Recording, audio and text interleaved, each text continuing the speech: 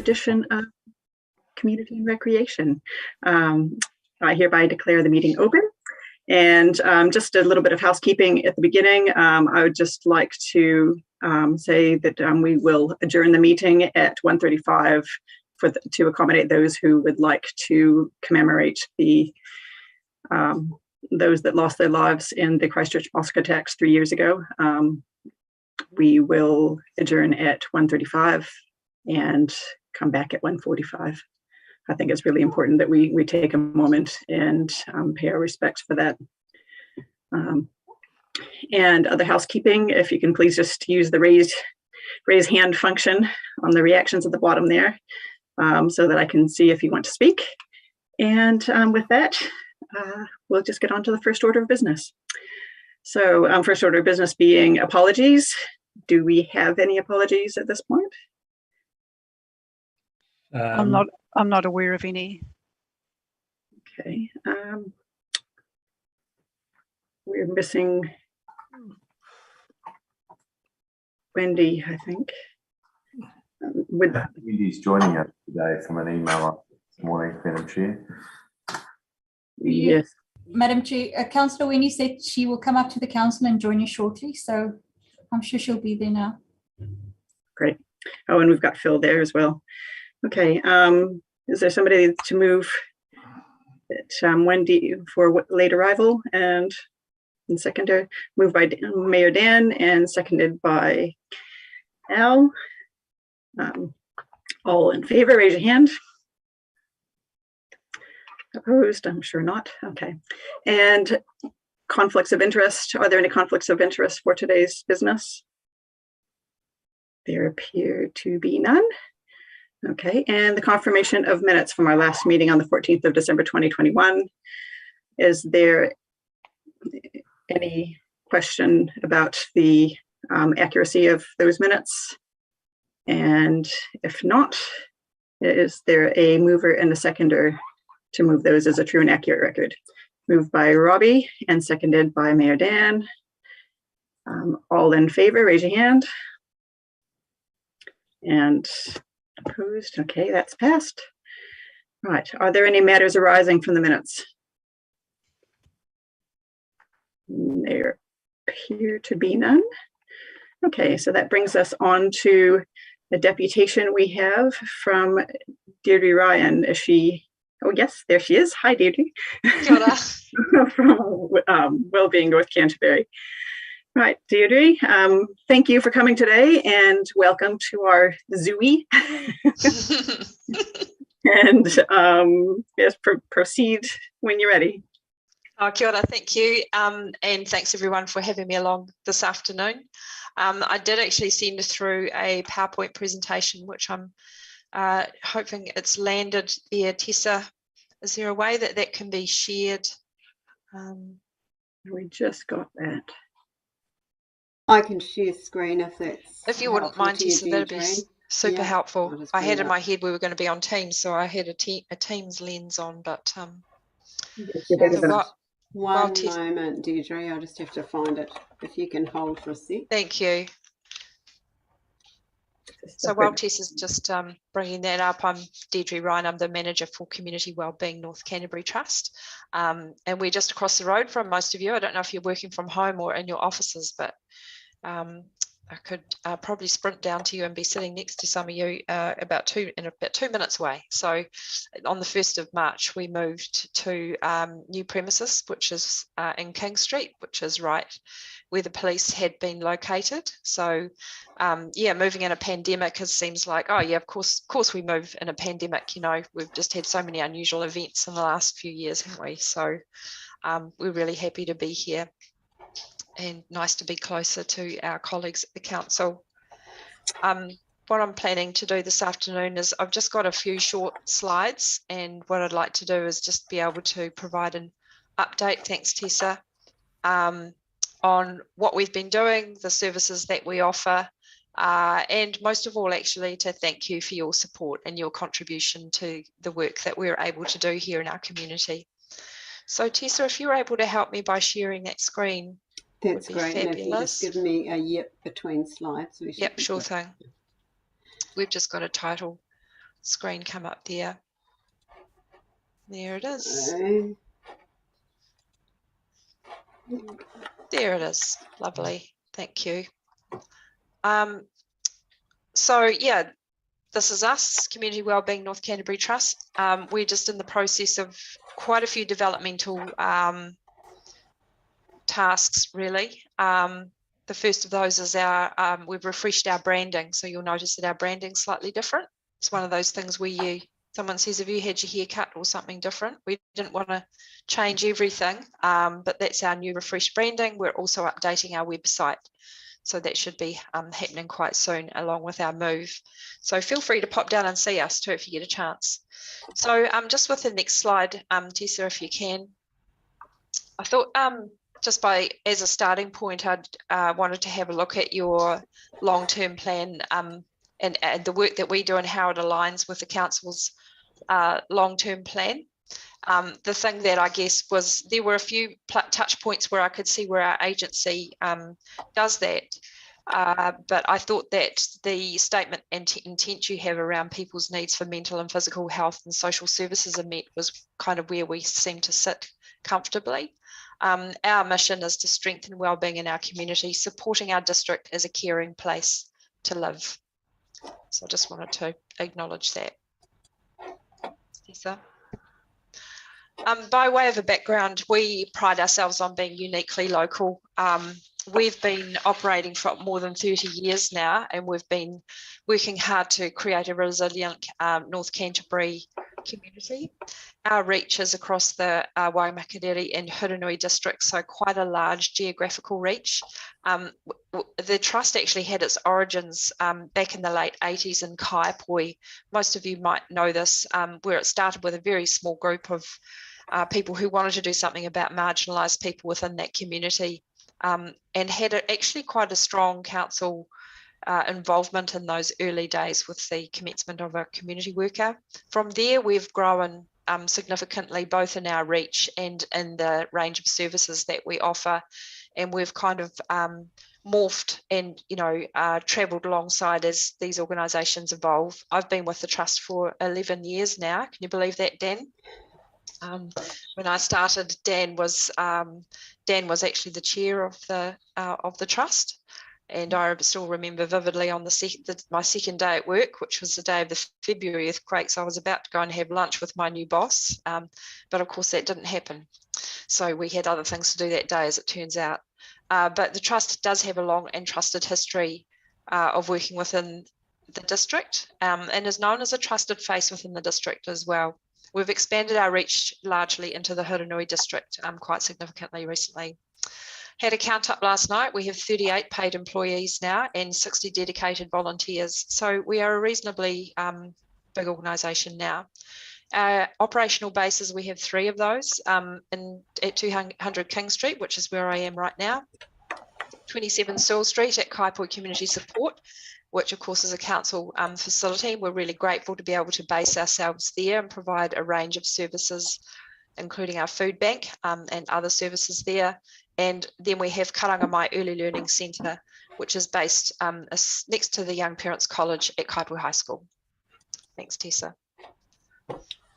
So these are the free services that we offer across the whole of North Canterbury. So we have Karangamai Early Learning Centre, as I say. The role there is full at the moment. So we have over 30 tamariki enrolled there.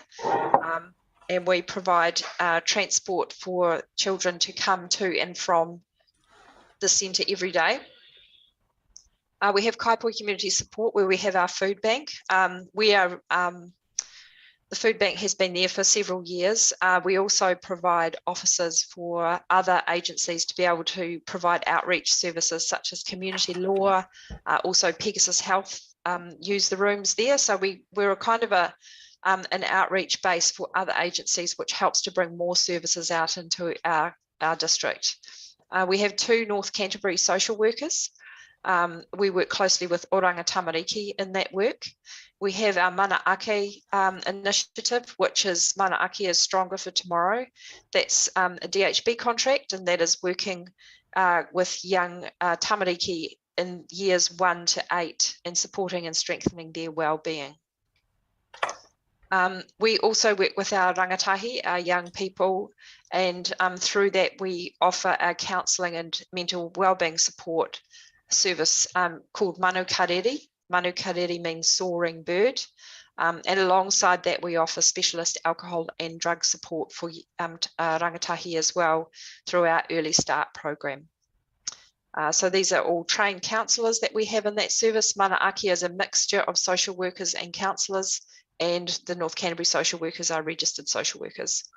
We provide restorative justice services, which is an adult service. We receive referrals from the courts to work through a restorative justice program. That particular service actually originated with Waimakariri District Council back in the day. It would have been about the mid to late 90s, I think, that was initiated. And we were fortunate to be able to be offered that service to pick that up. So we now have a direct contract with the Ministry of Justice for that. We work really closely, particularly through our food bank, with the Food Secure Network, which is, you're probably quite aware. I'm sure Tess has kept you abreast of all of the work that's going there. That really significant collaboration, fantastic work. So we do our best to contribute to that. Most recently, we have employed 2 Next Steps facilitators. These are specifically to support people who've been affected by COVID-19.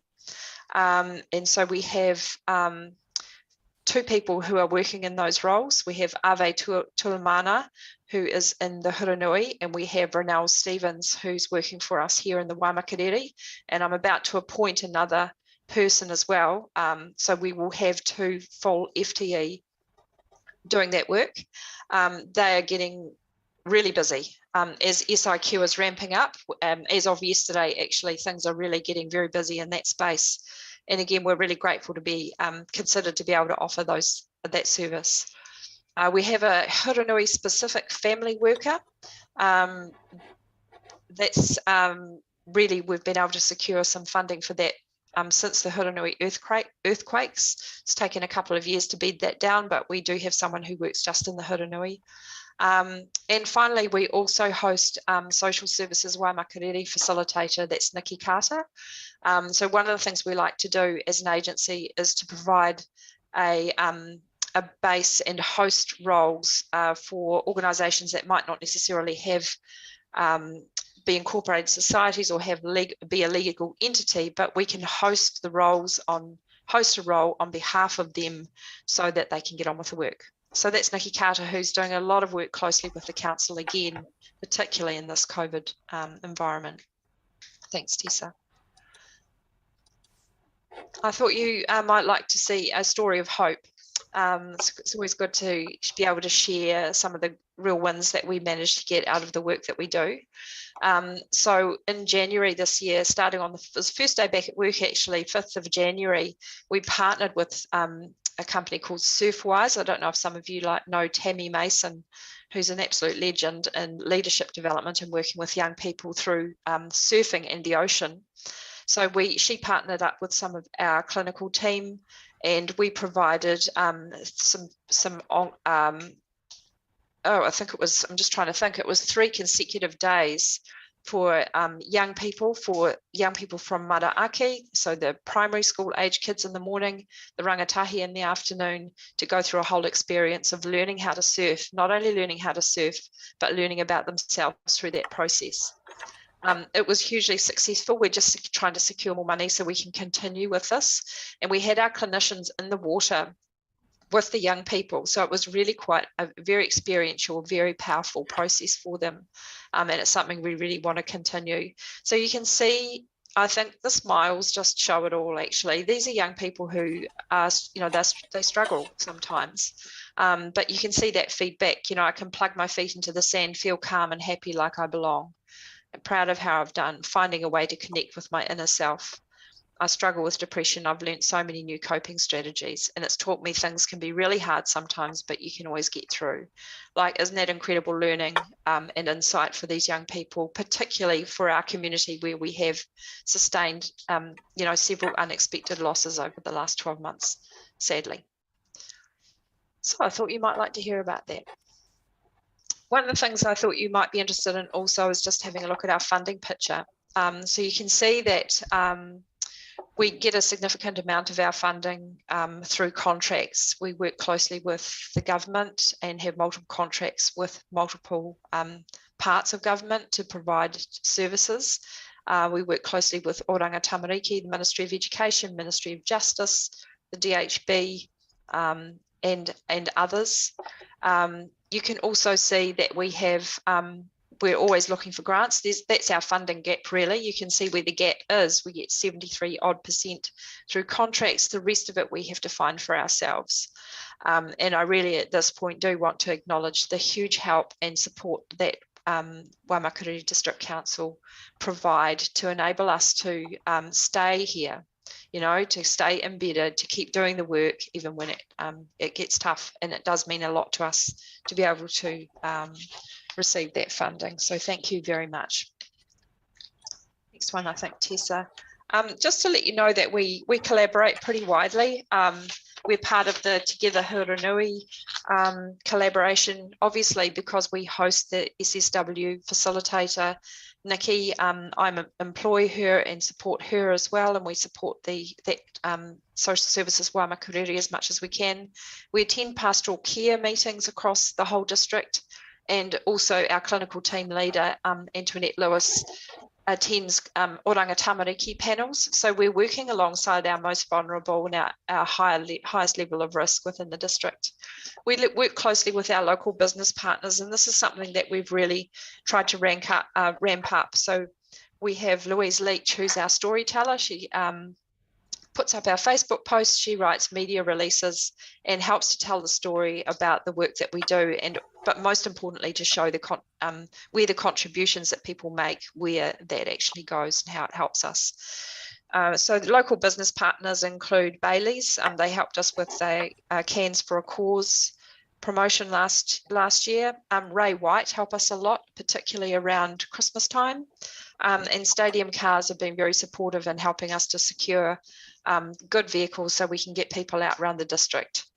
And also just wanting to acknowledge the clubs that help us as well. So we have Seroptimus help us out a lot. Lions and Rotary have also been massive contributors. And, you know, even the Leo's Club at Rangiora High School did some fundraising for us. So some of that's slowed down quite a bit for obvious reasons. They can't run the fundraising events that we hope to this year, but we just keep on plugging away anyway. So I think that pretty much wraps us up. There's just one more slide there. And just to reiterate our appreciation of the support that you put towards contributing to our services. So that's it from me. Happy to answer any questions that you might have. Thank you so much for that, Deirdre. Are there any questions? Mayor Dan. Hard to believe. Was it 11 years you said, Deirdre? So, gosh, that's gone by quickly. I think I had hair in those days. So, well, we won't talk about what's changed for us. Anyway, really great presentation. Deirdre, you're talking about the funding climate you're in. I was interested in the pie chart. So obviously relying on quite a lot in the discretionary field. And if I missed it before in your presentation, what are your current challenges in that space? And because I know that you have to work really hard to achieve funding every year. And how are you tracking in the discretionary space? Are you still picking up that support sufficiently to meet all your need, or are you finding it a bit of a struggle? I'd be just interested to have that picture. And by the way, your new office looks really great down the road. I saw the new branding months, so well done to you and the team for all that you do. Thank you. It's an ongoing struggle. I think that the struggle really is around lack of certainty sometimes. So to be able to keep our good people, we need to be able to offer long-term contracts, employment contracts. That's definitely a struggle for us. The last year has been difficult. We have, as I say, we haven't been able to you know, there are some groups and organisations who would like to fundraise for us on our behalf, which is fantastic, really. But you know, those events have been cancelled or postponed because we can't have gatherings. It is always a struggle. We're just trying to. We just keep on working at it, really. Yeah. So I think that just things like finding, you know, that there are things that, as you would be well aware, Dan, from your time with the trust, that the funding that we get from government, it is improving a little bit in terms of them understanding that we have an infrastructure to support. But things like paying for our vehicles, paying for salaries like the likes of my salary and the other operations team isn't covered. That none of that is covered through contract work, through contracted funds. Sorry, you know, our rent, our laptop that I'm talking to you on, all of those things that are all the glue that keeps us operating efficiently and safely. That's where we have to keep plugging away. So yeah, we're prudent with our funding. We run a lean operation, and whenever we do get a chink of opportunity to be able to provide more services, we do. And I think that the Huranui family work is an example of that. That's not funded through any contracts. That's something where we really want that to happen. Yeah. So I hope that's answered your question. It does, Debbie. I recognise the challenge you've got there, and I wish we could do more. Because I know the difference that you really make. Look, thank you, Chair. And is there anything from anyone else? Yeah, me. Oh. I'm in the office. Oh, hello, Wendy.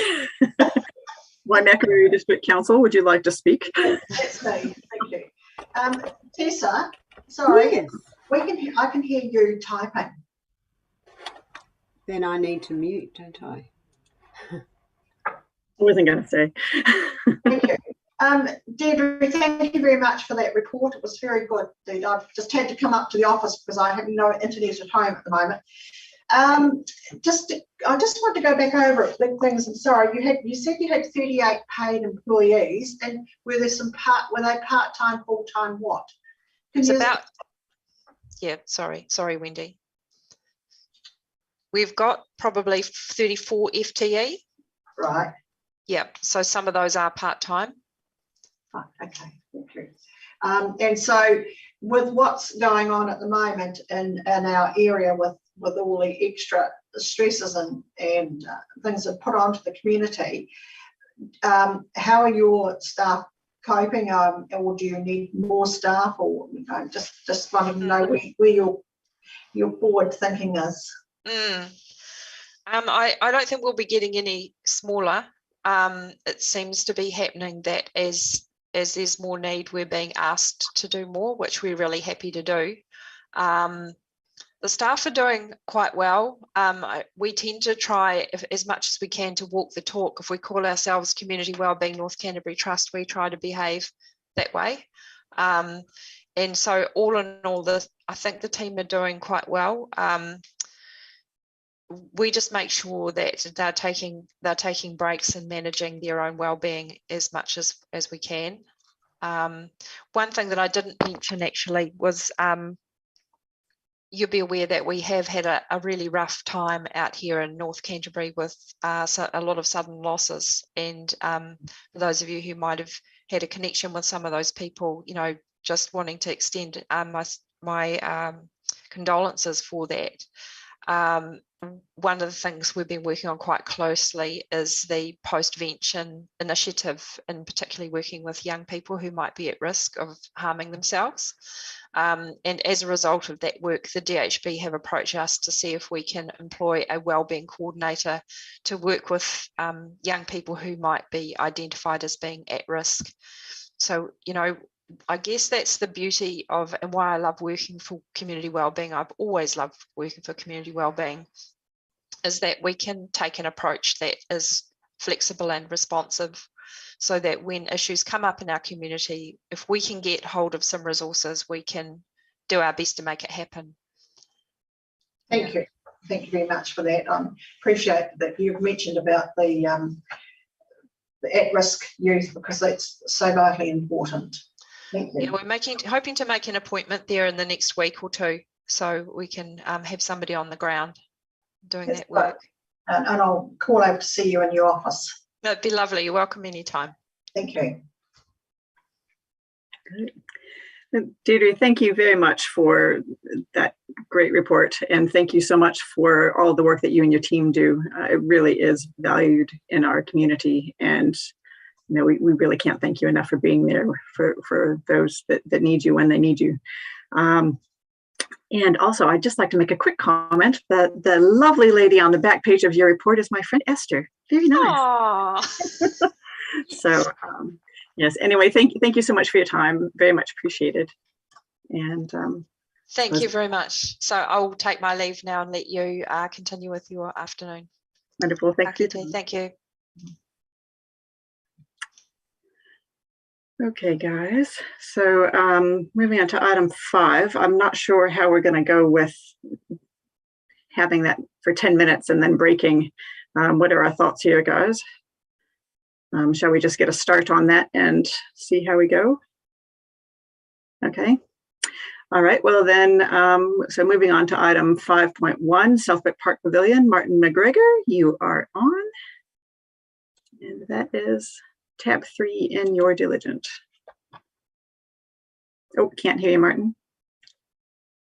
I hate it when that happens. Looking better? Can you hear me now? Yes.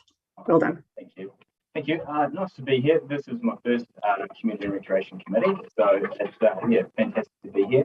So the purpose of this report is for this committee to receive the feasibility study, and also for the committee to support staff moving forward with the outcomes of that feasibility study. So I'll start. I'll take the report as read, but I'll go through some of the key findings just to jog everybody's memory of the report. So this feasibility study was commissioned on the back of an LTP submission from Southwick Community Sports Club around financial difficulties they were having in the operational costs of their buildings located at Southwick Park. Some of the key findings from the study was that there was found to be a need for facilities at this location, both present and future, that these buildings were not fit for purpose. The recommendation moving forward was to demolish and rebuild these facilities.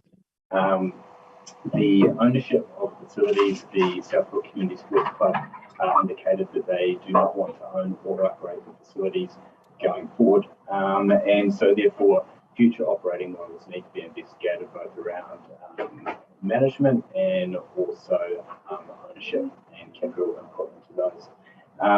Now the funding, we currently have 24K sitting in the draft annual plan for support of this group.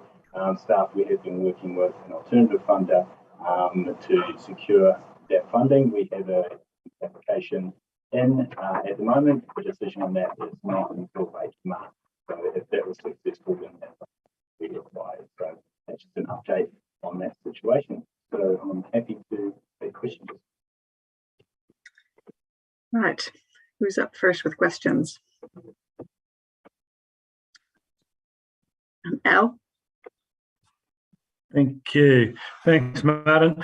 One big question I've got in item, what is it, F, the demolition costs, 200 grand for the pavilion in round figures and 100 grand for the, I find that absolutely unbelievable. I ran it past a contractor mate of mine, just at obviously a very high level, and said how much to pull these down, and he said, oh, 50 for the pavilion and 30 for the changing shed. How the hell do we get to 300,000 to demolish 2 buildings that are only the size of a 2-story house?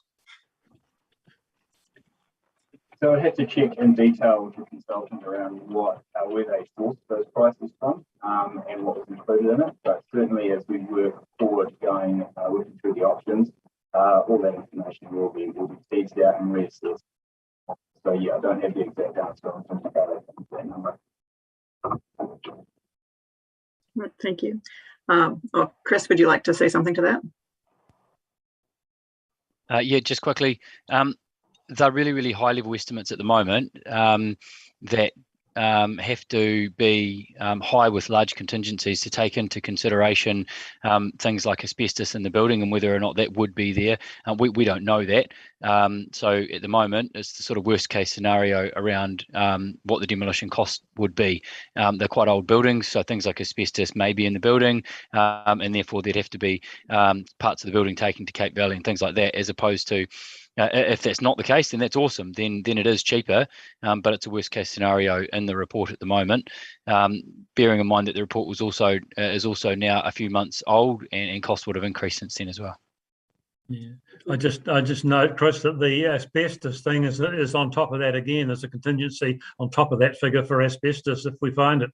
Yeah, the consultants use a quantity surveyor to give them their figures, and we're happy to check those again, Al. Great, thank you. Paul?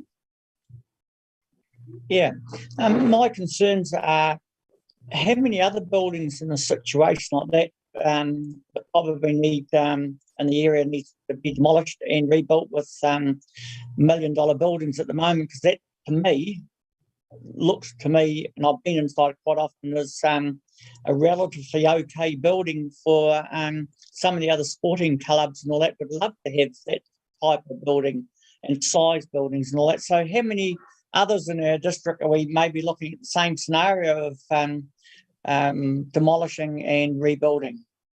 Yeah, I'll grab that one, Paul.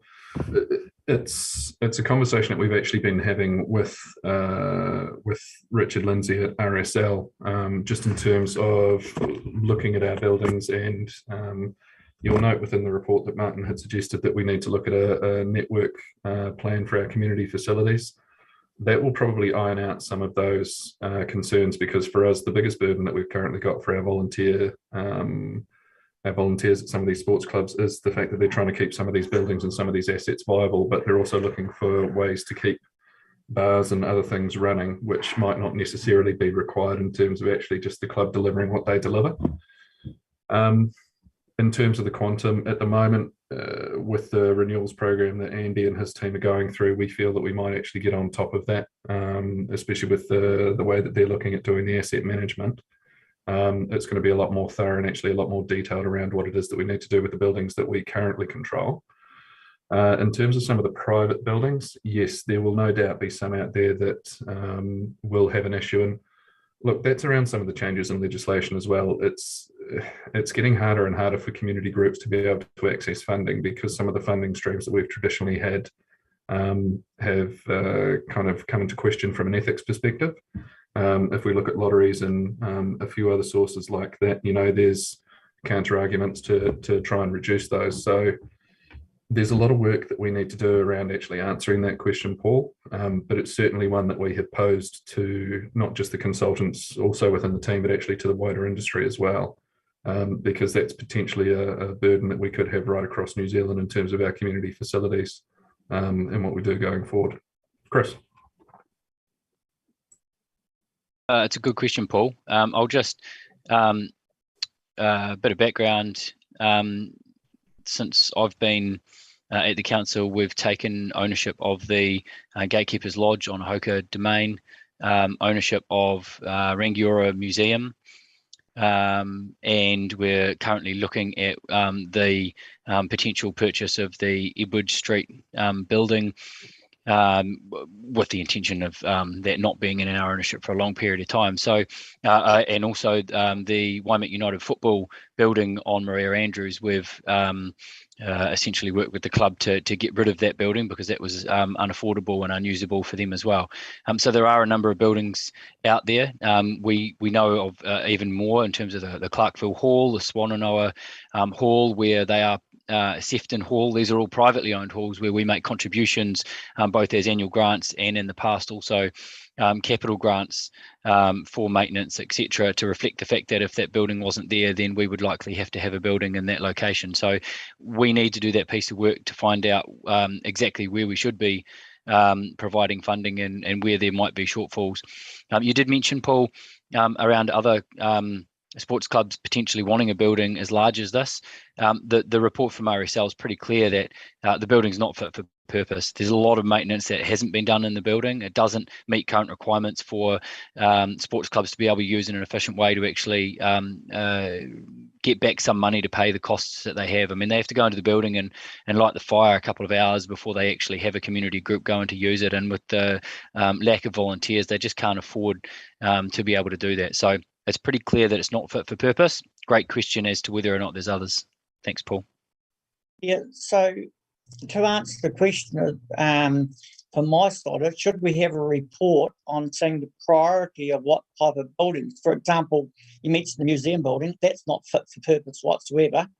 And which is priority on some of these buildings? Because there's numerous ones around, and how many millions would that add up to for the council to have to budget to replace some of these? It's not a small task, it's a major one. So I think a report is needed on all of our buildings and a dollar value putting onto it and a priority list.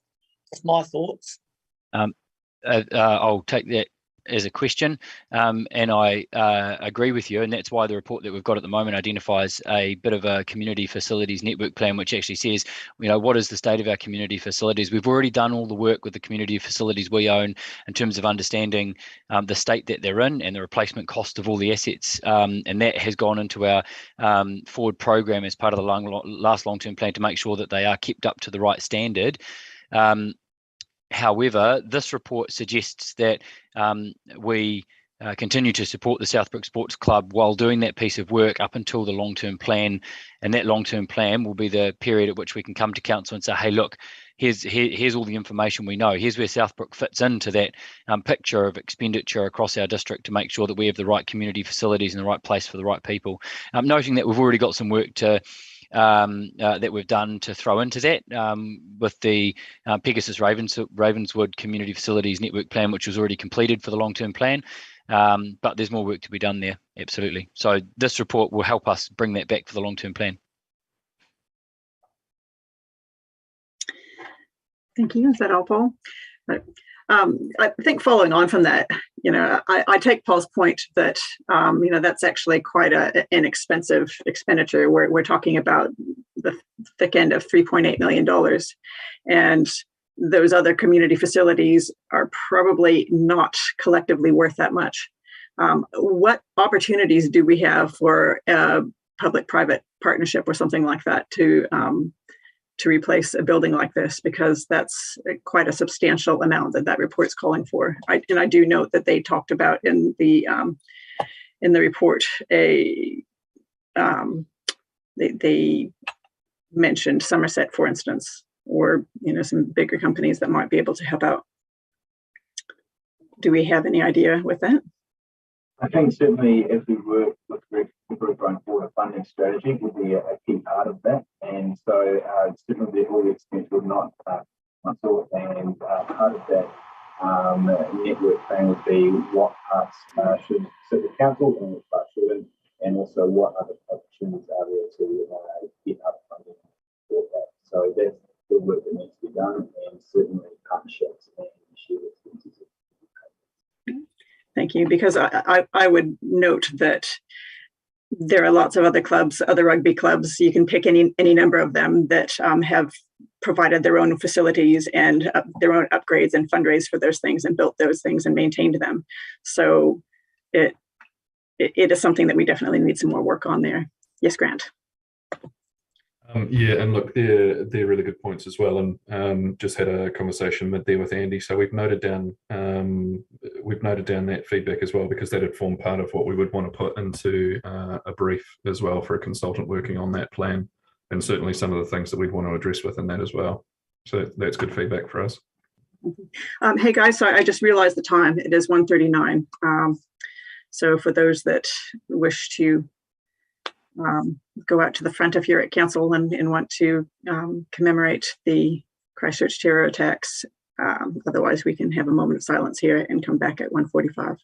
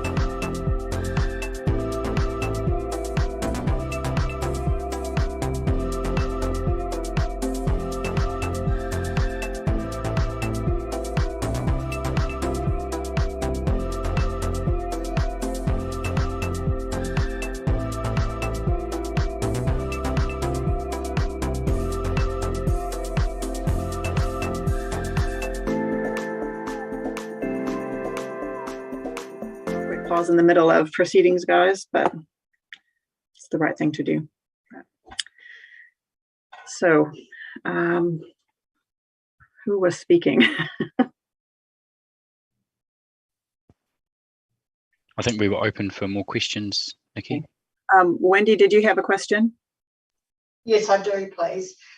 Looking at these, this pavilion that you're wanting to remove, that is that building fit for multi-use and multi, like for men and women, or is it just really mainly for the men? Because a lot of these older types of buildings are not suitable for women. So if you're referring to the change room, Changing rooms, yes. Yes. The report does find that yeah, there is not suitable for women, so there isn't any allowance in the boundary for these this. Sorry, Martin, your sound is really poor quality, does. unfortunately. I'll jump in and answer the question, and Grant will be able to do the same, and maybe you can go and he's already gone to steal someone else's, I imagine. So Wendy, the one which has been identified in the report is something which is just a plan of what best practice would be at the moment. The current facility doesn't. The changing rooms are not good for both male and female, and they do need to be upgraded to be able to actually provide proper changing rooms, especially with an increase in female participation in sports like rugby. That is really important.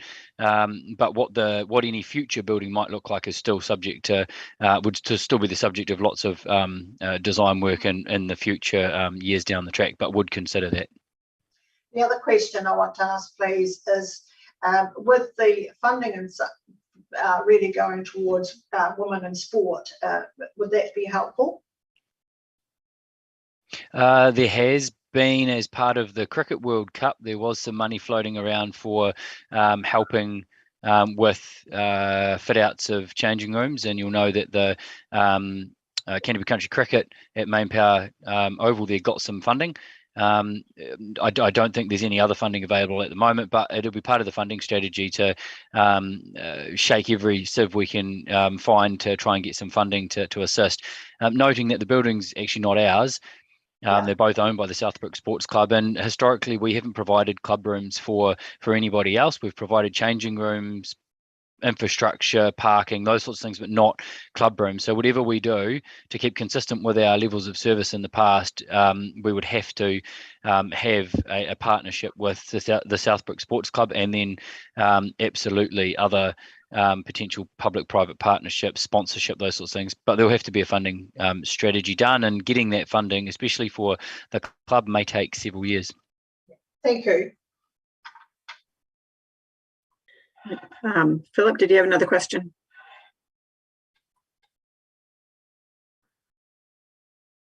Thanks, Nikki. Hopefully you can hear me. What sort of ability do those sports clubs have for funding? That's one question. And secondly, when you look around the district, there are other club rooms that really you could say are not overly fit for purpose. Thirdly, a lot of the users at Southbrook appear to be touch rugby, and my experience with my grandchildren are they turn up, play their game and go. They have very little requirement to use club rooms. So in terms of a hierarchy or priority, where does this sort of fit? So, sorry, I've just reinvented myself as Grant McLeod to fix the sound issue. In terms of access for funding, they have the same access, I guess, as any community group which is out there seeking to build a facility through the various trusts and gaming in that regard. So in terms of it being fit for purpose, this facility, as Chris had mentioned earlier, is struggling with its functionality, which affects their revenue. And so the burning platform we have for this particular building is that they are falling short with their operational costs, and that's why they are seeking assistance from council. So that is what's pushing us, this particular building, to push this building forward over others. There are other aging club rooms around the place, but this one wasn't purpose built for a sports club. It was moved here from another location, so it's not particularly functional. It makes it difficult for them to earn revenue and then meet their operating costs. And sorry, is there a third part to your question that I may not have covered? I just commented on the number of using it and to what degree are the club rooms required for touch rugby, for example. Yeah, so touch rugby absolutely being a summer sport, and junior touch rugby in particular, and I know what you're referring to because my kids have played there as well, but senior touch rugby may use it for a drink or a function afterwards, but particularly in the winter months with rugby club and the way that they run their sport, after match functions, etc., that's its main use. And so the report did assess that and had found that there was an existing and future need for the facility. But yeah, I agree with your point in regards to touch. Right. Are there any other questions? I'm happy to move, Madam Chair. Is there a seconder? So moved by Mayor Dan, seconded by Al. Would you like to speak to the motion, Dan? Yes, I support the recommendation. Firstly, can I say that I think RSL have done a really good job. This is the path that we set them off on, calling for this about a year or two ago. When it was clear that Southbrook were certainly going to have ongoing issues with respect to their continuity. You know, they were struggling with committee members. They were struggling with this facility. It has rightly been mentioned by Chris, I think, in answer before. One of the big issues is once you start to touch this building, you've then got to bring it up to code, and you're spending a lot of money on a facility that just won't be fit. Sorry, someone in the background. I'm just, I think it might be you, Al. Sorry, Madam Chair. It's not fit for purpose, and so this direction is not committing the council to build a new facility, but it is simply saying that the study has concluded that, and that'll be included as part of future work that the council will need to look at doing in preparation for our next LTP. It's timely that that's considered as well in the broader context of what might be needed in that community.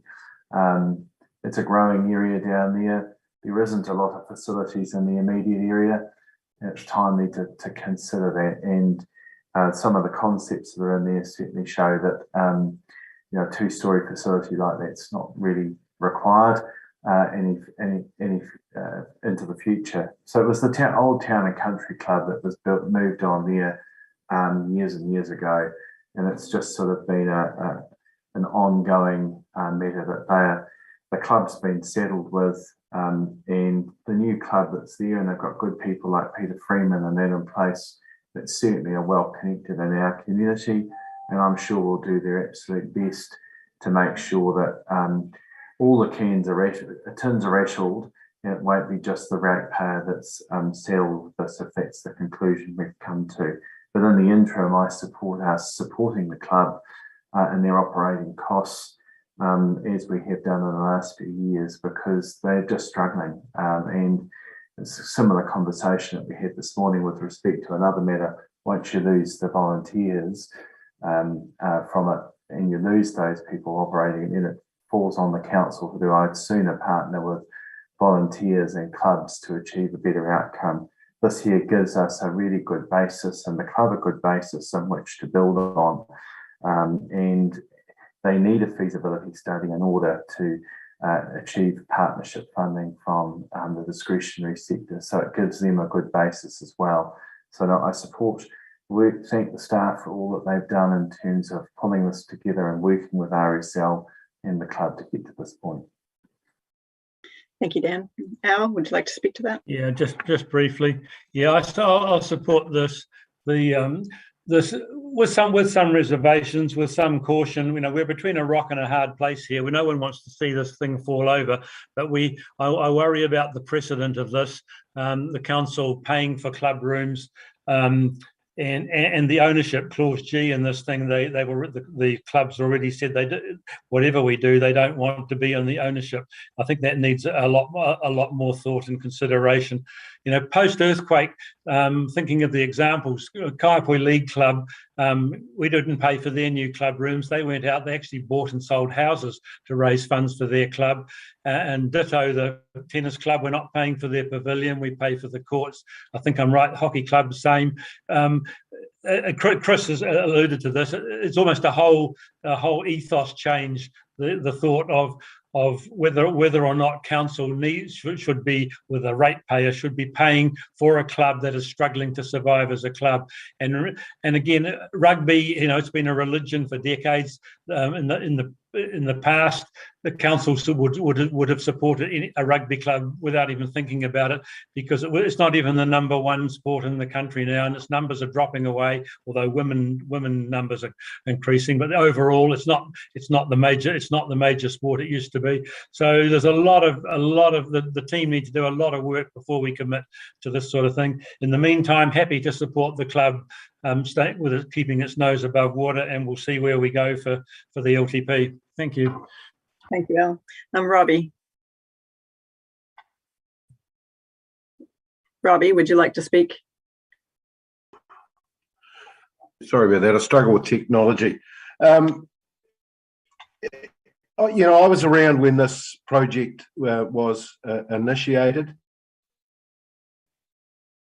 and at the beginning there were misgivings on the council table. However, they presented a very good case, which is why we gave a loan of $150,000. And for some time they were able to pay that, and the club was successful. And it became even more successful with the combination of Southbrook Rugby Club and Rangiora Rugby Club, and of course the issues Rangiora had with the pavilion down at the AMP grounds. Then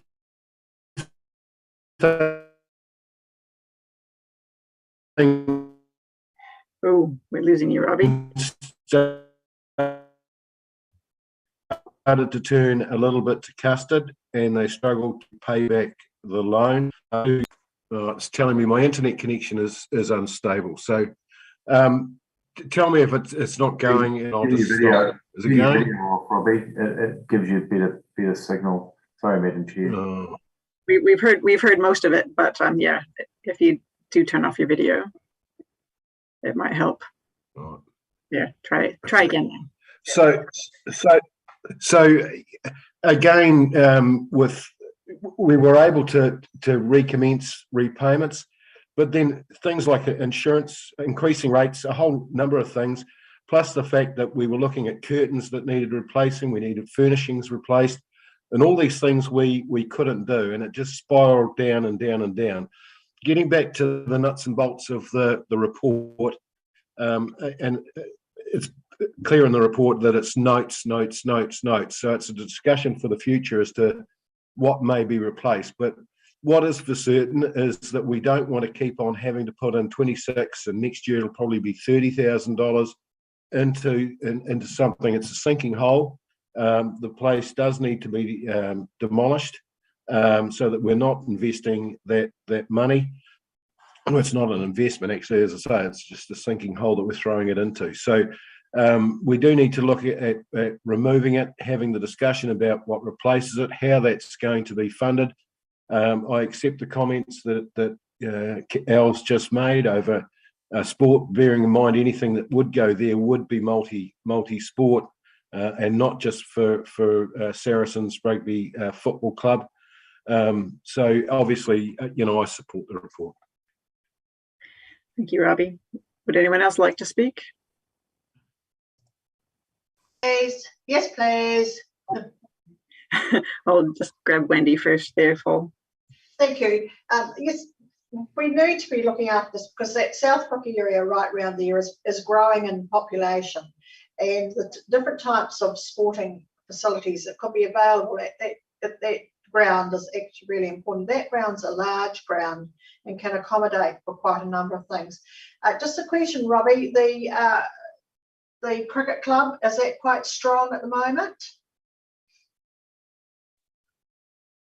No, it's not. It's another sport that's struggling, and cricket was a partner with Saracens.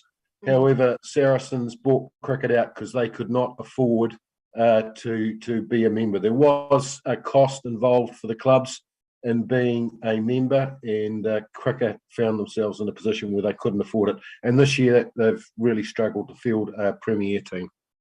Thank you. Thank you. Paul, did you wish to say something? Yeah.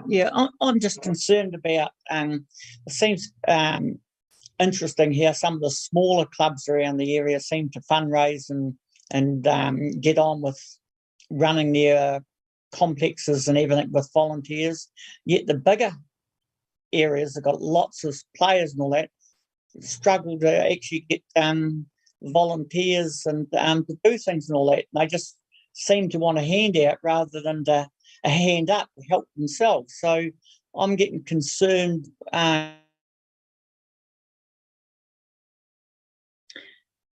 Money will take it off of them, and but these groups should be supporting themselves and fundraising. I know of people in this same hall who wanted to this here for a 21st, and they got turned down.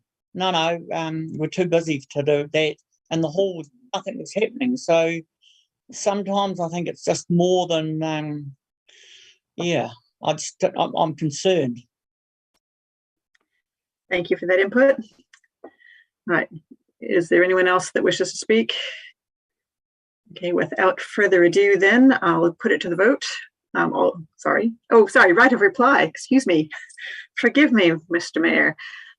Would you like to use your right of reply? Just very briefly, I think noting the comments that have been made, there's no commitment at this stage. All it's doing is noting, as Robbie rightly observed, and that's, as I mentioned in my comments, there's a lot of work to be done. And I'm sure that the feedback that from colleagues today, staff will make sure they're reflected back to the club. There is going to need to be a commitment towards fundraising and a program for them to advance this. But this is an important part of it. If they don't have a feasibility study, which they've now got, they can't, it's a chicken and egg situation. They can't actually apply to major funders for support. So this now gives them an opportunity to progress with the further steps, and we will keep briefed along the way. And I'm sure that there will be a request that will come for a funding partnership at some particular point in time.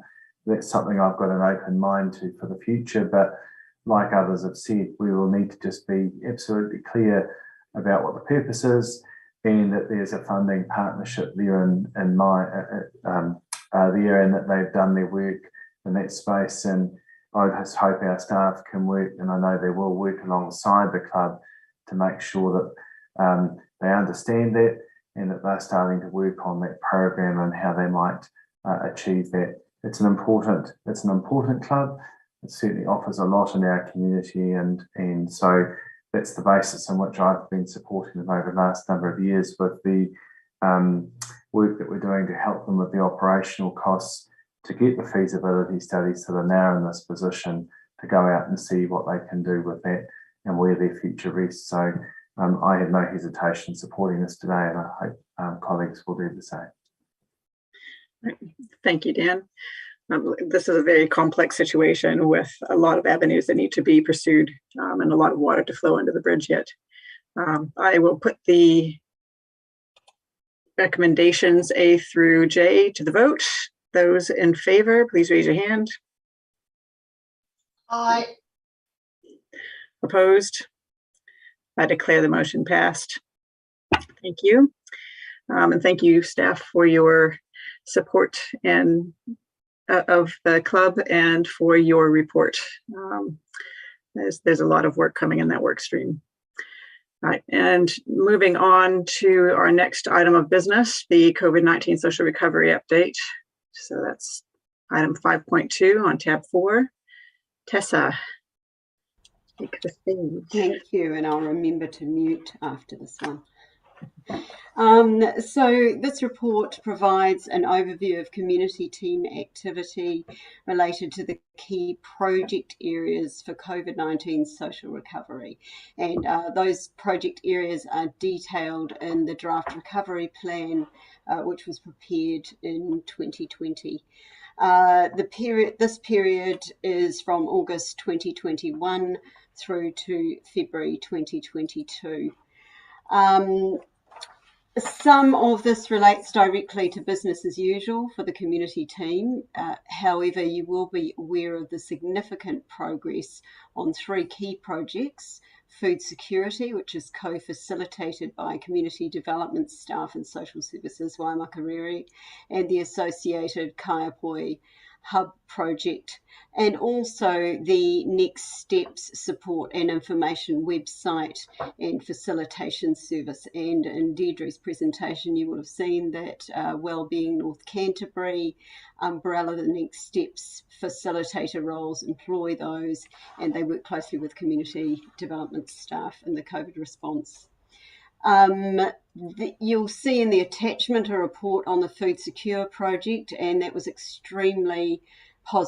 received extremely positive feedback from the Ministry of Social Development, and that report was prepared by our community development facilitator. You'll see that it showcases the incredible work that's been done in the area of food security, which puts us in a really good place when we start to look at developing a hub in Kaiapoi. Item 4.3 details progress on these key projects, but also the more general COVID recovery priorities. And this builds on the work that began in early 2020, just prior to the nationwide lockdowns. So compared to 2 years ago, our community's in an even stronger place to ensure that this important recovery work is effectively planned and delivered, in that we now have a designated social recovery staff member within the community team who can make sure that COVID specific projects can be planned, facilitated and delivered well. And also the employment of the Next Step facilitators has just been marvellous in terms of making sure that people are responded to in a really holistic manner when they have often complex welfare needs related to either the emotional or the financial stressors of the COVID event. So there have been a few success factors, and I guess communication has been key. And our strength is really in how connected our district is. People can pick up the phone, people can send an email, we can quickly have a conversation, get something done. It's really easy to get people around the table talking, brainstorming, identifying emerging issues, identifying emerging opportunities, and then community development staff can work on them to see those come into fruition. And communication and connection has increased over the past year as we've sought to bring in a wider range of community support organisations and services to sit around the table. So the role of the community team in forward planning right from the start of the 2020 lockdowns has continued as the pandemic has evolved. And we've been able to anticipate urgent and potential issues and then work with our networks, including Social Services Waimakariri, the Health Advisory Group, the Food Bank Network and Local Welfare Committee to plan and co-facilitate local responses. And sometimes this is delivered through increasing local service provision via the likes of Wellbeing North Canterbury. And a really good example of that was identifying that someone who could facilitate that holistic response would be really useful, and that could be managed and delivered by Wellbeing North Canterbury with some good funding. And that allows community development staff to work with other partners on the development of a complementary self-help website that will make sure that people are empowered to help themselves as we move further into the recovery phase. So, with respect to the current SIQ or in-home quarantine situation, staff have worked with the Social Services Waimakariri facilitator, and they have developed some clear triage pathways so that welfare-related issues that can't be handled by Ministry of Social Development, who are the lead for welfare recovery, are triaged essentially via the next step facilitators, and then with community development staff covering after hours and weekend responses. And there are things like the need for food parcels, assistance with acquiring food online through supermarkets where the digital literacy is an issue, perhaps assistance with animals, assistance with whānau members, giving them things to do, and libraries have been great in partnering to get some of those resources in place also. So finally, going forward, you will note in item 4.5 that staff continue to work with our community partners to identify and respond to emerging COVID-related issues affecting local residents. It's fair to say that our district's recovery will go well beyond the end of the COVID response. And you'll see when you look through this list that the building of resilience, addressing of mental health and substance-related harm will be really important. We're also going to want to support local business owners who are suffering the same stressors as everyone else, but while trying to keep their businesses afloat. So there's a pastoral care element, and we've had conversations with Enterprise North Canterbury to see how we might frame pastoral care for businesses in the next wee while. And of course, we've had something of a social divide in our community, particularly in the past 6 months, but prior to that around vaccines and now vaccine passports. And there will be a bit of work to do in bringing the people back together and healing a few wounds. And the art strategy project that's currently underway will be an integral part of that. So save highlighting those few points, I will take the report as read and happy to answer any questions. Thank you, Tessa. Have we got any questions out there, team? Yes. Wendy? Thank you. Tessa, thank you very much for that report. It was very good. I'm just interested in the wellbeing series for men and focusing on suicide and prevention of mental health. So I know that they did it last year. Are they going to be doing much the same sort of thing this year, putting on a big breakfast, or is it going to be something different? We're going to build on what we did last year. So staff are currently working with Waghorn Builders, and we're identifying some potential speakers and supports for a series.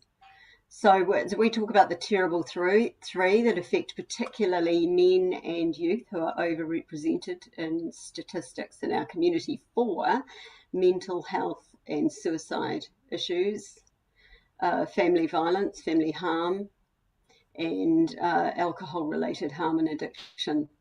So what we're looking at doing is bringing together a series that addresses those three areas, initially in the trade sector, but also looking at how we can offer that in some of our more rural communities. I'm very pleased to hear that, because I know the trade sector has been very important, but also some of the other rural areas, it's like in the farming and things like that, that we need to be focusing on as well. So thank you very much for that. Thank you. And it's about meeting them. It's about making sure that we're relevant and that we're able to work in networks where men are likely to gather. Thank you. Right. Is there anyone else? I've got a question. Tessa, I've been privileged, I guess, to take part in quite a number of these projects that you've got here. And I really have the utmost respect for you and your team and what they're doing out there. And it really is making a difference. One of the things that I have been involved with is the Alcohol and Drug Steering Group, which you'd be aware we are missing our wonderful staff member who has left us. Is there a replacement forthcoming for her? Yes, there is. And I have Martin covering because he has a few spare hours currently. So I've got Martin covering. He's got plenty to do, but I've been able to nab him for an extra day to cover that for the time being. And we've put it out there to our networks that this role will be coming up. So we don't expect to drop service delivery. Great. And do we have any idea when we might look to replace that particular step? I would imagine that with going through the recruitment process, we would have someone on board by the end of April, and Martin will cover meantime. Great. And also, just you mentioned in your report about the communication from the CDHB, and I'm not sure if you're a good person to ask, or maybe Dan. I've heard out in the community there is ongoing concern about cuts to home care. And there's also that question that there's been rather poor communication about the Oxford hospital closure, as far as, for how long, what the time frame is, and, who the communication points are. For instance, the Oxford Community Trust would very much like to know what's going on there and haven't been able to actually get anybody to come back to them with their questions. So do you know anything about that, or where we can point them to? I'm happy to give that a shot if it's all right with you, Tessa. So I got a phone call about 2 weeks ago from Sir John Henson to advise that in the interim they were a temporary closure of Oxford Hospital, which was a surprise, but not a surprise in terms of the context of Omicron. So you'll have seen the advocacy that we have done since, which is basically there was a leisure I encouraged to come to the Canterbury Mayoral Forum because it's not just ours, there's 4 across a number of districts, and then a joint statement from Mayor Murray Beck and myself. We want to see the hospital reopened as soon as possible, and we're awaiting a response from Sir John. We've also sent that to the Minister of Health because actually it's not that far away before the CDHB transitions to the new Health New Zealand model, whatever that's going to look like. We're not entirely clear at this point. I've heard those concerns around perhaps healthcare in general. I've asked for people if they can get specific examples so we can track that through, because every time I've asked that question, I'm told that there isn't an issue. So, and including through grey power. So if people are noticing that out in the community home care there is issues, please get those cases through so we can get those followed through, because I'm advised there is no cut in that respect. So I would really like to know where they are, and then we can feed those through our contacts. This stage, expecting Oxford Hospital to be reopened as soon as possible, because there are a number of people that really want to see that done, and I'd rather that happen so it doesn't become a decision of a Wellington-based bureaucrat that won't have the same connection to our community here. Jim and I both took Sir John Henson, the CDHB chair, along with Tessa, out to Oxford last year, just pressed how important those hospitals are and healthcare are in our community. So if we have to continue that when the new model comes about, we'll make sure that we do. But I'm connected through the regional leadership group, which meets every Thursday, and we're continuing to press those issues. So if there's any cases, as I say, let me know so we can raise those through those forums that we're connected with. So Dan, just to clarify then, so people that have issues should raise them directly to you? Well, they should raise it through their doctor actually, and through CDH, but if they're not getting anywhere, then I'm more than happy to pick those up and take them through the contacts we've got. But if they, in the first instance, it should always be through their GP and existing service. But if they're not getting the answers or satisfaction, then really like to know so we can feed those through and get those reviewed, because we get answers pretty quickly on those things. Great, thank you so much. Tessa, you wanted to add to that? Yes, I just wanted to say that that's something that we'll raise again via our networks. It is a really odd one, the lack of service provision through the various stages of COVID. You get you get hold up. So the lockdowns mean that the housekeeping might not happen for a while, and then it comes back on board. And it may be that they have staff resourcing issues. I gather that some of that had been reversed. So, but I'll certainly raise it at Social Services Waimakariri and through the older persons networks. Thank you, Tessa. All right, is there anything further to add, ladies and gentlemen? I'll move. Okay, so we have a mover in Wendy. Do we have someone to second the recommendations? Oh, Philip? Sorry, Robbie. Okay, Wendy, would you like to speak to the recommendations? Yes, thank you very much, Tessa. That was a very good report, and I appreciate the questions that have been asked about that. And I would just like to say about the Oxford Hospital that the clients that have had to be moved on from there was two of them. One was 98 and 99. Pretty tough, and they'd lived all their lives in Oxford, so it's pretty tough to have to be moving them out like that. The other thing that we came up which was really something that the DHB had not even considered, was the amount of home meals that are produced by the Oxford Hospital, and they just thought they could perhaps contact one of the local businesses to do this service. Well, I'm afraid meals for ordinary adults and meals for elderly people are two very different things. But fortunately, they've suddenly come on realised just what an enormous thing that was around all the DHBs that they decided that needed to be have their clients taken away from.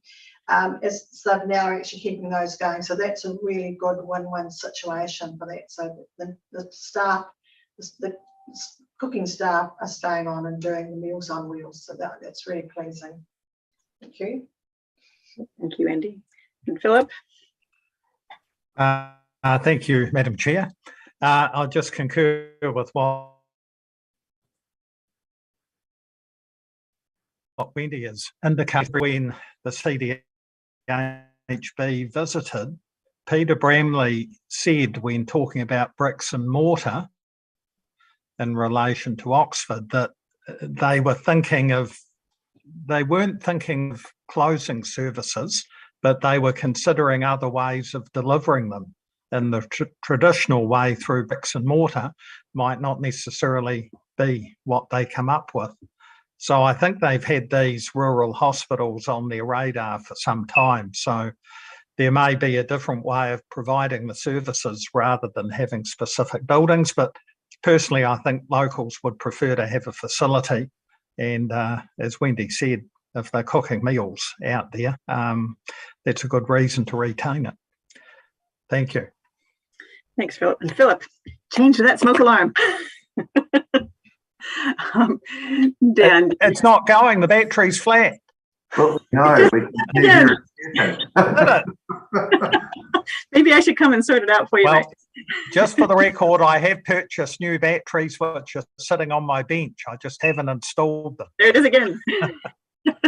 All right, thanks, Philip. Dan.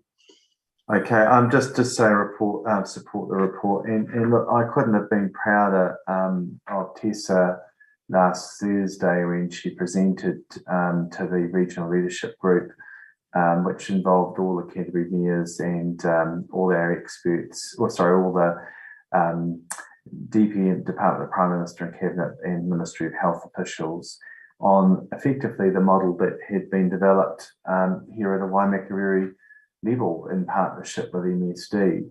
And so, anyone could have been asked to have presented there, but they chose Waimakariri, and that's due to the work that Tessa and the team have done in preparing our community with an appropriate COVID response. So well done, Tessa. I just wanted to acknowledge you for that, and was delighted to see you on that call. Just on the Oxford Hospital, lots been said, but look, it's 100 years old. It's had a Friends of Oxford Hospital ever since its start. They have raised a fortune for that place to keep it going. New curtains, new TVs, care of patients, carers that come in there, and families. So there's a huge investment from our community in that space. I don't think they're so much concerned necessarily if the facility is no longer fit for purpose, but a new one comes along, but they need to be kept in touch with what is the thinking. And the communication from CDHB is just not very good in that space. And they don't keep the friends in touch. They're dealing with a new person all the time. And that's the frustration that comes about from that really keen bunch. And Meals on Wheels, as Wendy said, is a prime example of that. Just not understanding. So when Sir John called, I said, make sure the friends are called and told, please. And so they're well informed. But Linda Hurrier and the team out there do a fantastic job, and we're keeping connected with them to keep them supported. But the provision of health and the delivery of health in our community is really, really important.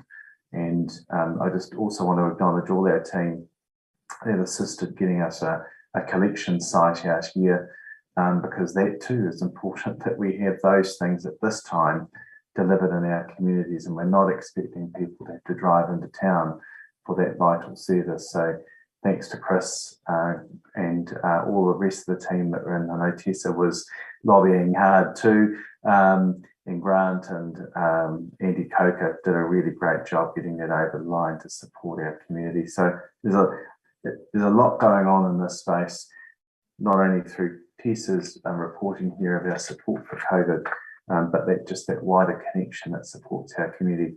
Really proud that we've got this team working as hard as they do. Do a fantastic job, Tessa. Thank you. Having witnessed firsthand in the COVID Welfare Committee and various other groups that you've pulled together, and seen the Waimakariri way, as I see in your report, we've actually got a name for it.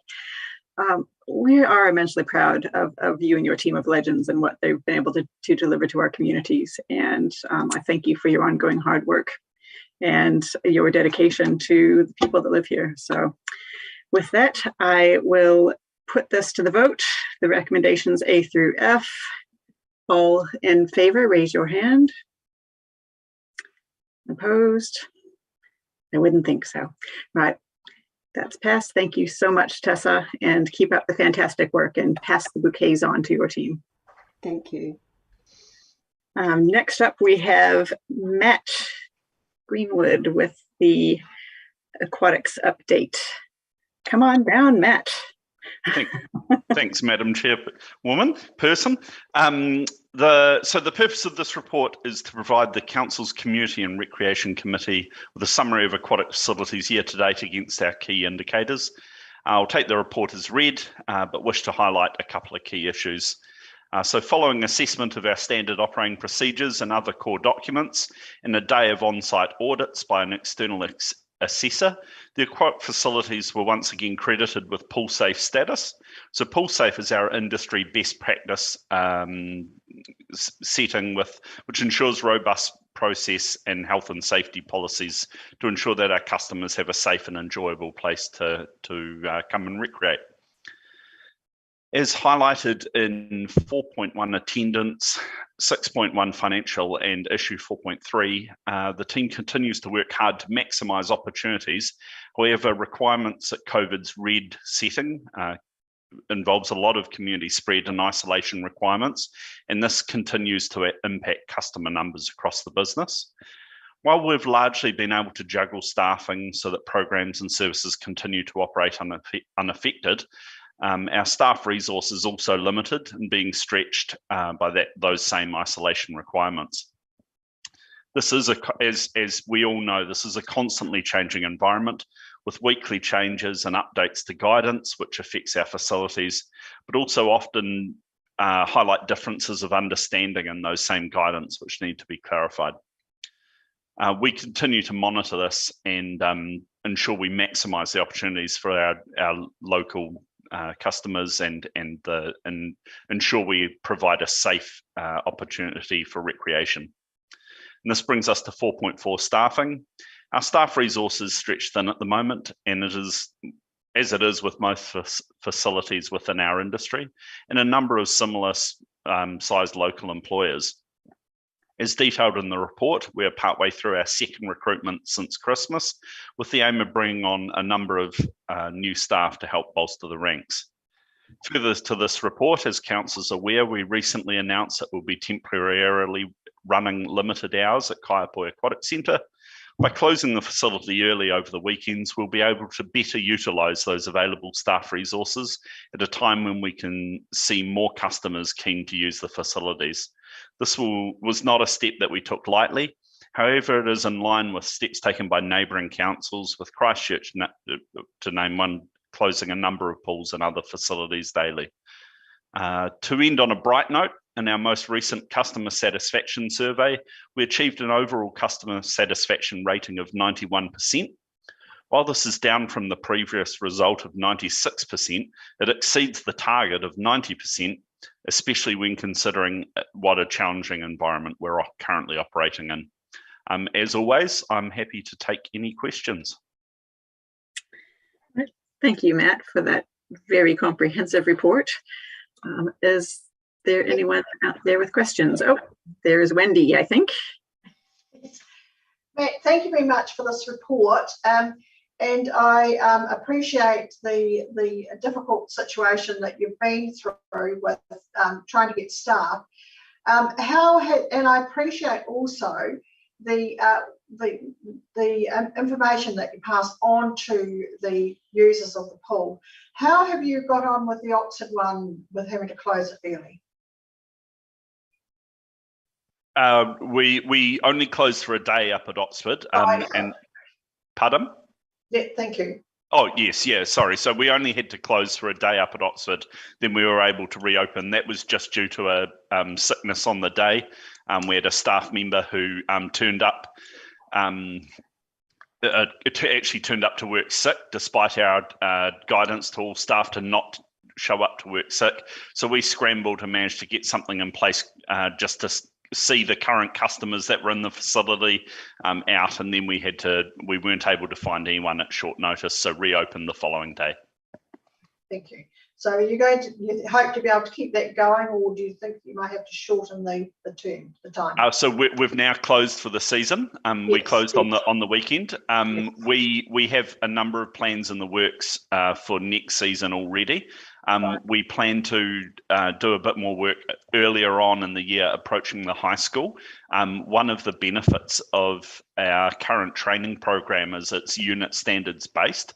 So for people who are in 16 years old, so that's generally 6th, 7th form, we have the opportunity to add to their education and unit standard accreditation and get them some unit standards that they can actually use and flow on into a job in the community. So we're hoping to identify people who will be around for the next couple of years, potentially 3 or 4, and make sure we're hiring those local staff who actually live in the community and don't have to travel from the other side of town or what have you. Thank you, Mark. Great, thank you, Matt. Paul. Hello there, Matt. I'm a wee bit concerned that we haven't got that much robust in there. Before the COVID side of thing there, we're still struggling for staff.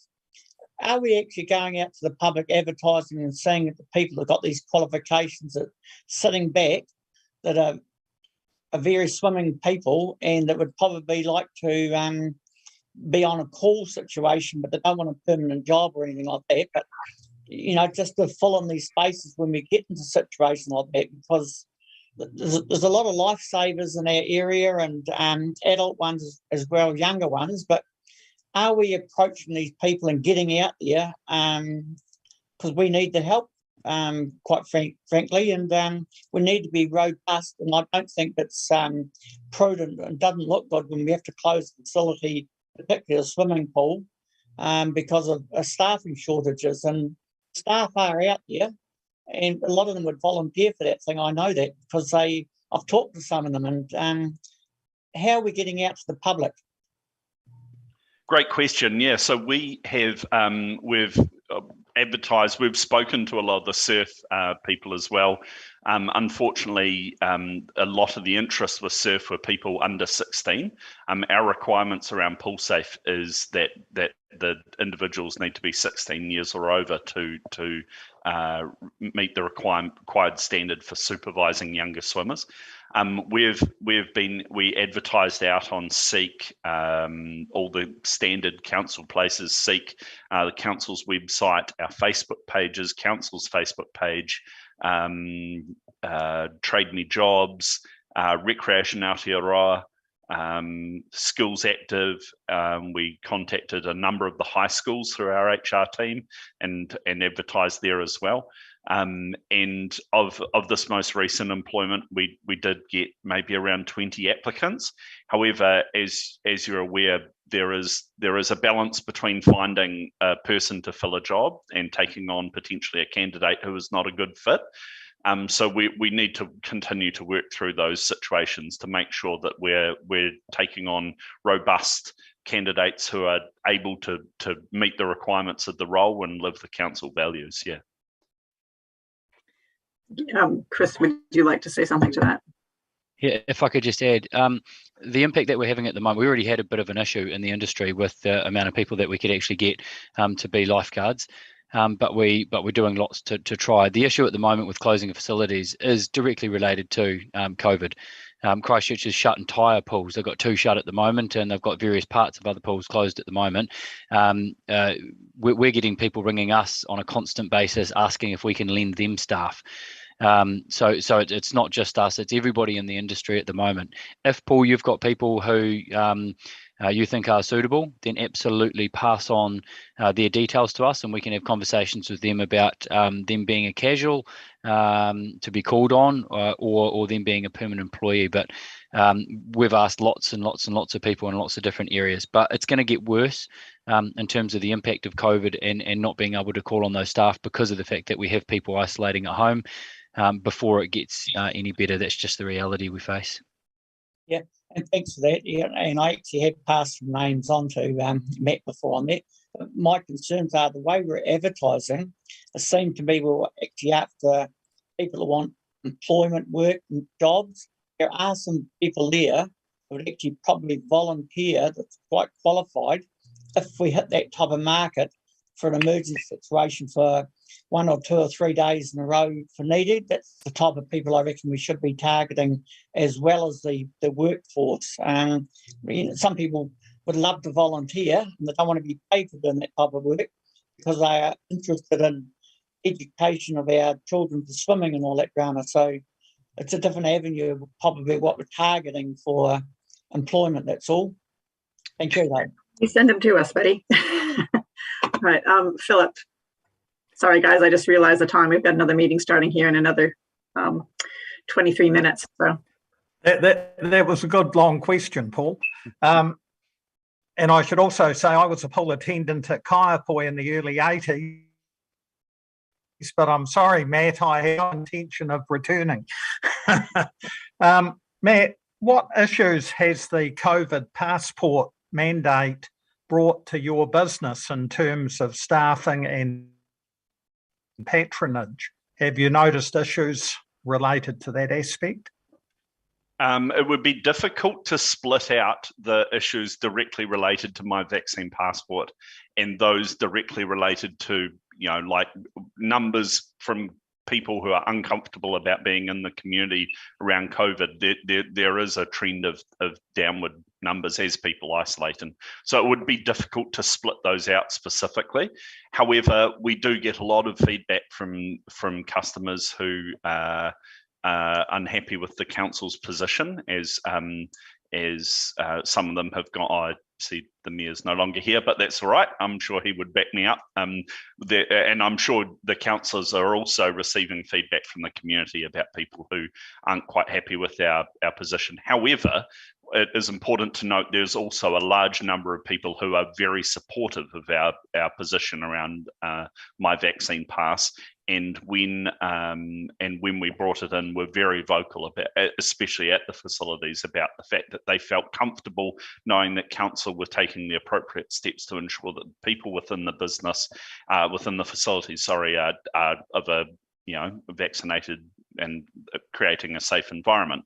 However, I do appreciate that going forward, this is also a changing environment, and we're transitioning as a community to living with Omicron and COVID and all of that. So it is an ongoing moving target, and we try to address those as they come up, and ensure that we continue to follow the current required standard by the Ministry of Health and the government.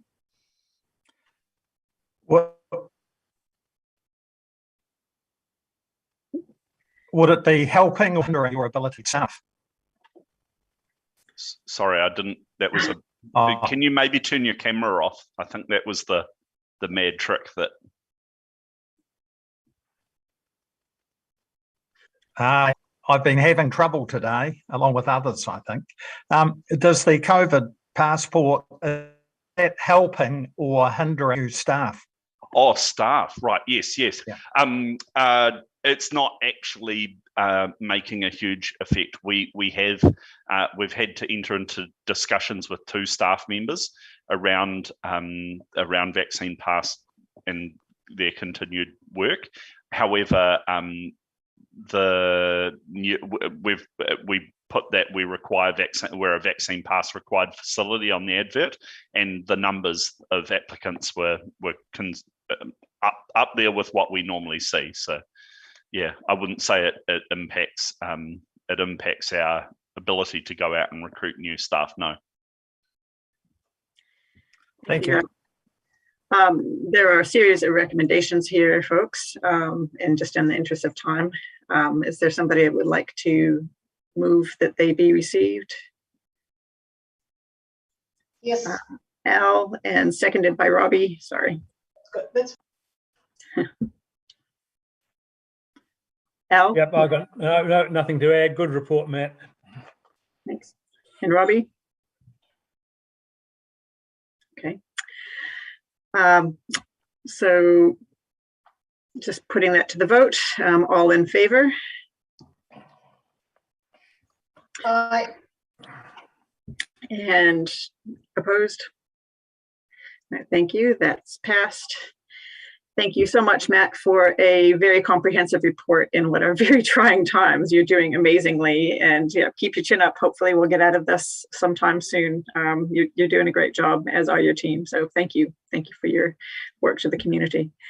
And moving on to our last report of the day, we have Paula with her library update. Come on down, Paula. Thank you very much. Kia ora koutou. This report will provide the Council's Community and Recreation Committee with an update from December the 2nd to March the 3rd. And I'd like to highlight quickly several points from within the report. Can I draw your attention to 4.1, new library cards. So Waimakariri library members, new and existing, will soon be able to choose from 4 unique designs when joining their local libraries. This artwork, as I like to call it, is the brainchild of creative admin administrator Lucas Ferdinand, and he's done a wonderful piece of work in conjunction with 3 of the library team on how the district libraries would like to represent the district in the 4 library cards. And available are 4 new cards that you'll see in the report. So we have water, we have whenua, the lands, we have tangata, the people, and we have taone, the towns. And you'll see on the cards there's a fold out piece that can be ripped off, and then that becomes on your key ring, your library card that you travel around with all the time. So the previous cards were examples like this or this. So you can see it's quite a reinvention of library cards. The new cards, we've tried to, as the diversity of the district grows, to have a diverse range of cards that people can choose, with the vision that people can see themselves in the library cards. We will be running a new campaign called One Card, Endless Possibilities.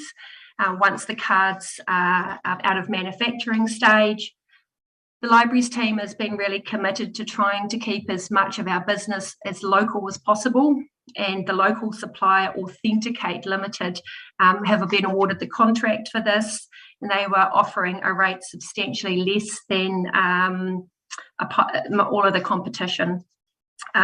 We have timed it so that the existing library cards will almost be out of stock to reduce as much waste as possible, and anybody who already has one of the old cards but would like one of the new cards will be able to purchase one for $2. So we hope that creates a little bit of energy. If I now look at 4.2, so over previous reports, I've requested permission and sown seeds of ideas for how we can use the existing space at Rangiora Library while we wait for the extension towards the end of 2028-2030. Just to give you an update, there has been consultation with all vendors in regard to shelving and in regard to kiosk replacements. And there will be a report to the council's management team around the tender contract for those, as there are only two main players for both within New Zealand.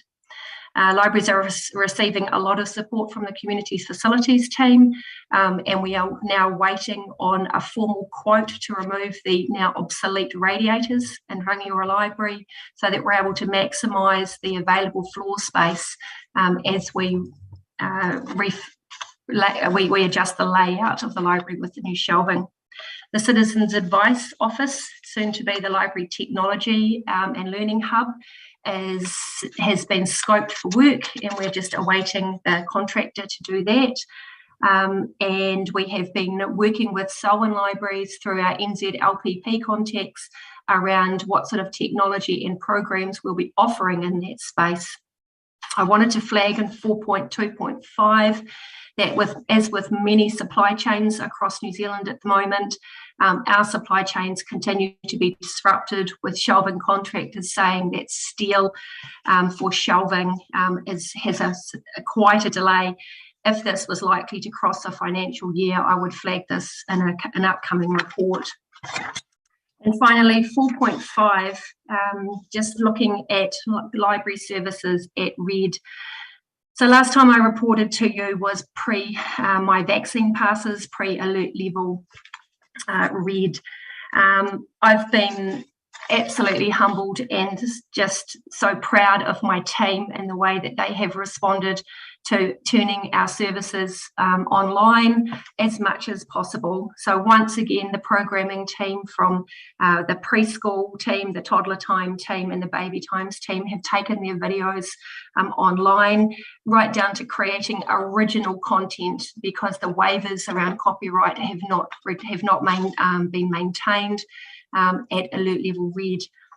February was Beeruary on Facebook with featured videos of Goldilocks story times and original content and reuse of content that is outside of copyright. I'd just like to say that's been a really big change for my team as they've embraced that idea of copyright compliance, content out of copyright. So there's been a lot of learning on the fly to get that content up there. The craft clubs, which were just proving so popular, were taken online straight away, with also a craft pack called Take and Make. And as of this morning, the corresponding video to the craft pack that is available at all three libraries has had 326 views and 57 free craft packs taken this last month. Click and collect services continue to be very well utilised, in particular from those without a vaccine pass. When the library receives a request for items, usually via our inbox, books are issued and placed in a reusable brown paper bag, shopping supermarket bag, and they're placed outside in the foyer of each library for the individual or the whānau to collect. Some members of our community have large families or specific needs, so we've created a service of a personalised librarian. Like you have a personal shopper to do your grocery shopping, we'll have a personal shopper to support these people. I had an incident with a very disgruntled person who presented an alternative vaccine pass that was not a correct one.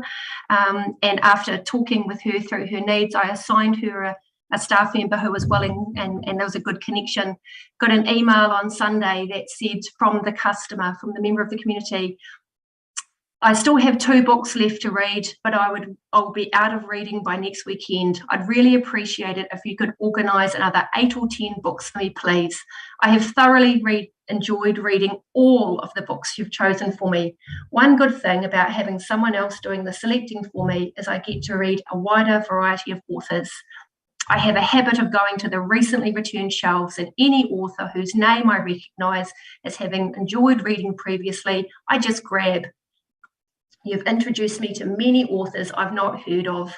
I'll leave it in your hands totally. Again, thank you so much for being my personal librarian. And that was shared from my team, from what could have been another quite fractured interaction with somebody who wasn't able to access the library. We've got a new reading club, book club brewing called Fiction Addiction, which is in development stages, which will hopefully create another way for people to connect virtually in that well-being, building on what we did in the first lockdown with our book bubble book groups. I will stop there as I know time is short, but happy to take any questions. Have we got any questions, team?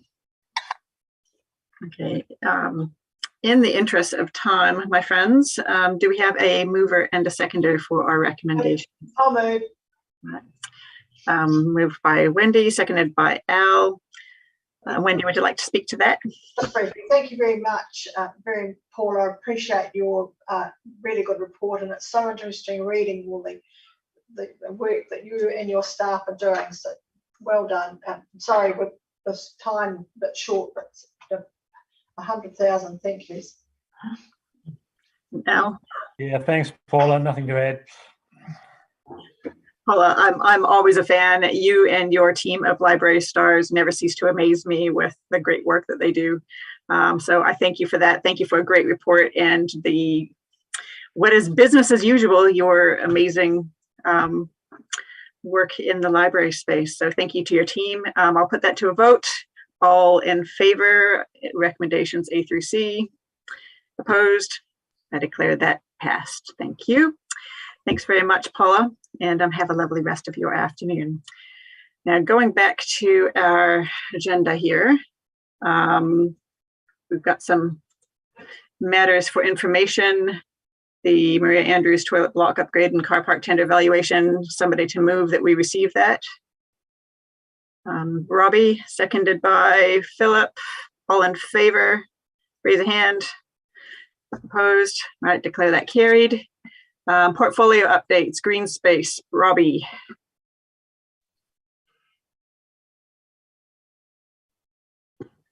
Well, there. Yep. So very briefly, as you're aware, with this red light thing, clubs are struggling as far as knowing when they can put a team on the field. Our staff have been working with many codes to try and facilitate, but unfortunately the rules keep changing frequently, which is causing frustration. Fernside Hall car park ceilings now complete. The rest of the car park renewal program to start shortly with completion at the end of April. Milton Memorial Reserve tree clearance has been completed. Work on additional items, including fencing, is being programmed in. Staff are reviewing forecasts on projects given the low turnout from the market. And as an example of this, we tendered for some work. Unfortunately, the tender came back in overpriced and will be re-tendered again.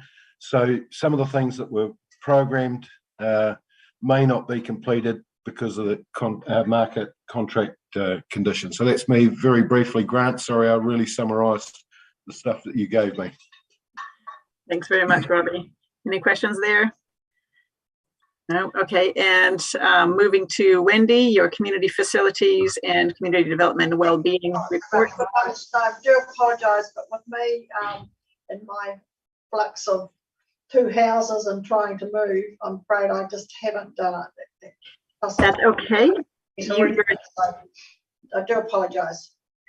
This is the perfect meeting for that to happen because we're running very short on time, so that's fine. Thank you. And Al, Arts and Culture. Yeah, thank you. I'll be brief too. YPAT had a very good, successful Sunday afternoon fundraiser and get to know us meeting a couple of weeks ago. Kaipoi Expo have made a very generous donation out of their profits to YPAT, and we're running down a sculptor to make us a sculpture that goes somewhere in Rangiora. The Marshall family in Ahoka have their gift of their sculpture has now been installed in the Ahoka domain. The Oxford mural on the toilets walls there, that has all been finalised and approved by YPAT, and it'll be going to the community board for final approval before the local artist starts work on that. The pose at the gateway of Pegasus have been completed, if you've seen them, in their shiny new paint. And that's me. Wonderful. Thank you so much, Al. And no questions, I presume. So we were meant to have a briefing about a couple issues. We are probably running a bit short on time for that. So Chris, you said, yeah, go ahead. Yeah, so I understand that you've got a meeting with Environment Canterbury to talk about annual plan stuff, which was moved in terms of timing. That's absolutely fine. Mandeville stockpile, a lot of people, we just heard a report about that earlier on today, so people are relatively briefed about that one. Yeah. And then, sorry, go. Are we recording still? Are we streaming? Yeah, we will be, yep. And then the Rangiora airfield, we've got an update on that as well. But what we'll do is we'll just get a memo together or an email, and we'll just send out details to councillors on both of those, especially the Rangiora airfield one, which a couple of councillors will be aware of, but not everybody. So we'll just give you that in writing, and then you can come back to us with any questions if you want. Great, thanks very much for that, Chris. All right, guys, as we are hot on the heels of another meeting in about 3 minutes, Excuse me, Madam Chair. We've got, if we can quickly go, we've got a public excluded item that's at the end of the agenda. If we can close the meeting recording. Yes, please. Do we need Tia? Is Tia there? Recorder, is she? Can't see her. I only see recorder. Oh, we can leave it. If everybody is in agreement, we can hold it over until the next meeting. We have agreement, team? Yes. Yeah. Okay. Yeah, that's fine, Adrian. Right. So, without further ado, if I may, I hereby declare the meeting closed at 2:58, and the next meeting of the Community and Recreation Committee is scheduled for 3:30 p.m. on Tuesday, the 31st of May. Thank you, everyone, for your participation and your great work. See you later, and see you in about 2 minutes. Hey, Adrian. Oh, she could be gone. Is she gone? I'm here, yeah. Dan's just rung me and asked me to chair this coming meeting because his plans have all gone to hell. I don't know how to. Can you open the Zoom for me? No. Sorry, I think we'll have to. It might be under a different Zoom. I'm not sure. Tia does all that side of things. Okay, well, Tia will do it for me. Yep. I can't open it from here. Oh, okay. Well, I'm not sure if I can or not. I don't think I have it. We had an email a day or two ago from Tia with the link. Oh, yeah. Okay. Have you got that, Al? I've got that, yeah, but do I have to do anything to invite people in?